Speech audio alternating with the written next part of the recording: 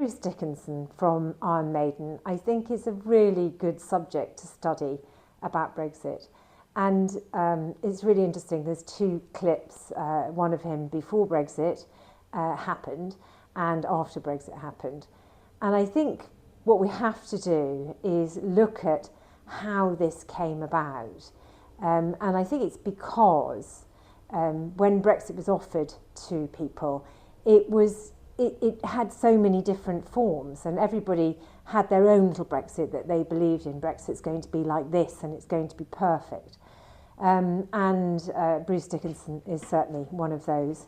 Of course, he's now in Brexit reality, and it's nothing like he thought it was going to be, far from it. And yet he still can't admit that Brexit isn't right, and he's still clambering around trying to find a way to get the Brexit that he wants. And a lot of people are saying that we haven't Brexited yet. That's the latest one, because they haven't got the Brexit that they want. And this is because there was no plan. I just wanted to bring you this quote from more generally, which is perhaps more relevant. This comes from a Conservative Leave MP who I think will be backing Boris Johnson in the leadership contest. He told me this. He said, I said to him, so where's the plan? Can we see the Brexit plan now? There is no plan. The Leave campaign don't have a post-Brexit plan. And he was pointing over there to where the Vote Leave HQ was, and then he pointed over there and he said, number 10 should have had a plan. There was no plan for Brexit, and all that's happened is that the bullies have insisted on having one thing, and we've ended up with the worst of all worlds, with the most extreme Brexit, pretty much. And yet people think we haven't Brexited, because they still want to believe that all of our ills were down to the European Union.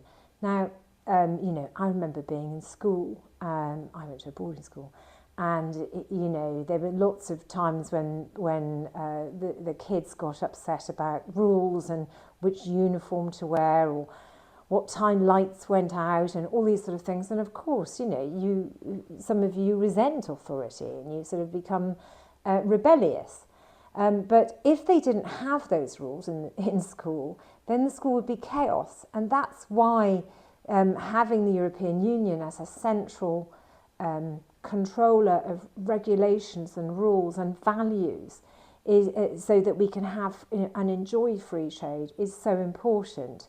And ultimately, what has happened is the Conservatives and some other parties who backed Brexit have scapegoated the European Union on purpose. Boris Johnson wouldn't have been Prime Minister had Brexit not happened. We have to get to a point where we agree that Brexit is a failure and it's failing Britain. And we have to get to a point where we want to rejoin where we agree that we need to rejoin the single market, at least as a beginning step. And the main reason for that is because of food. Because you can forget everything else involved with Brexit, whether it's trying to get travel somewhere, as musicians are having trouble with. Without basic commodities, food, we face chaos. And you only have to look at what's gone on in Sri Lanka when they had food shortages due to disastrous policy decisions recently. It ends in chaos. In fact, it begins chaos, and that chaos may continue for decades. So it is important that we look at these matters and we agree, because none of us benefits in that kind of chaos. All of us at risk if we end up with real upheaval from food problems.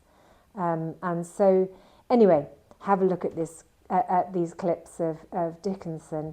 And it would be good to have an up-to-date clip from him today, and well, even better to have a conversation with him or anyone else who wants to continue believing that Brexit's fine. It's just that the government didn't give the Brexit that everybody wanted. The interesting thing about Brexit was that I was one of the people that voted for it. I'm quite relaxed about the idea. There's a lot of nonsense and scare stories being made up by both sides, actually, which I think is pretty immature. Brexit will enable us to be more flexible, and I think that people in Europe will get an advantage from that. Brexit actually opens our borders. Brexit opens United Kingdom to the whole of the world. Whatever deal is going to be done on Brexit will not change the status of the UK by very much, but I think it will enhance our economic capabilities. And that's good for us, and it's actually, in the long run, good for Europe as well. Because as the 5th largest economy in the world, Europe would like access to our market. And rapidly after that, people will forget about all this nonsense about Brexit and just say, there is a new relationship with the UK, that's it, end of story. And we can all get on with doing what we should be doing, which is getting on with each other, trading with each other, making music, making love, and making sure that Vladimir Putin doesn't come and end up ruling our country. On the government's attitude to the entertainment industry, I mean, we are probably one of the UK's major exports.